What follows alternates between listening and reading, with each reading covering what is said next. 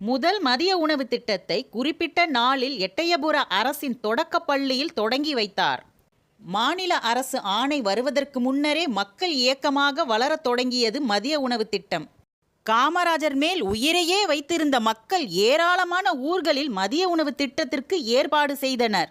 முதலமைச்சர் காமராஜரே அடுத்தடுத்து பல ஊர்களுக்கு சென்று மதிய உணவு திட்டத்தை தொடங்கி வைத்தார். அரசின் நிதி உதவியை பெறாமல் முழுக்க முழுக்க மக்கள் இயக்கமாக வளரத் தொடங்கிய மதிய உணவு திட்டம் 4400 தொடக்க பள்ளிகளில் வேரூன்றியது.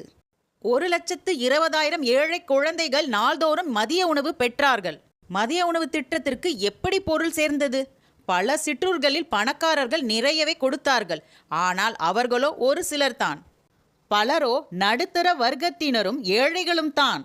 இவர்களின் பங்குதான் மிக பெரியதாக அமைந்தது. மாத சம்பளம் பெற்றவர்கள் மாத நன்கொடைகள் அளித்தார்கள்.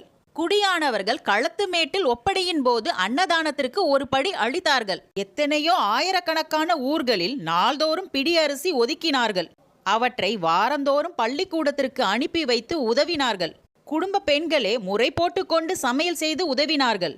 அனைத்திற்கு மேலாக ஆசிரியர்கள் தங்களையே அர்ப்பணித்துக் கொண்டார்கள். பெருந்தலைவர் காமராஜரின் எண்ணம் மக்களின் முழுமையான ஒத்துழைப்புடன் நிறைவேறத் தொடங்கியது.